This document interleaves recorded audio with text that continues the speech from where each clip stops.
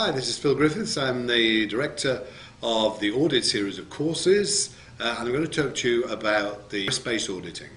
Now, this is designed for senior auditors, audit managers, and maybe other functions within the business who are thinking of adopting a risk-based approach, maybe compliance or the quality assurance function.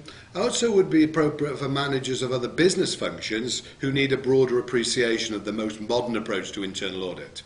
The Institute of Internal Auditors recently has made a statement about internal audit which says that because audit has to provide much more assurance than ever before, it's difficult to see how they could do this without adopting a risk-based approach. So this is the most modern and most valuable process for an internal audit team. And I think the most exciting development there's ever been within the internal audit sphere.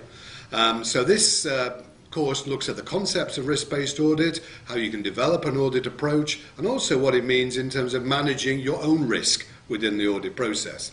Because clearly you've got to go in and essentially advise experts and managers about how they can improve their process, which is rather difficult. I always think it's a bit like going into a doctor and trying to advise the doctor what to do, which is, not surprisingly, they don't necessarily take this happily when you do that. Here we talk about the nature of risk, we talk about the risk process, and how maybe you need to assess the maturity of your organisation towards risk, because clearly your approach will need to be changed to meet that need. We're also then going to look at the practicalities of how to actually decide which things you audit, because very difficult to audit everything. So how are you going to determine your priorities? We have a risk-based approach here, and we give you an electronic model to take away afterwards, which hopefully you'll be able to use in your organisation. This is now used by more than 1,500 organisations across the world, and we'll give you a free copy to take away at the end of the event. We'll then also look at how you can manage a risk-based assignment, how you would look at the objectives and the risks and then the controls within that.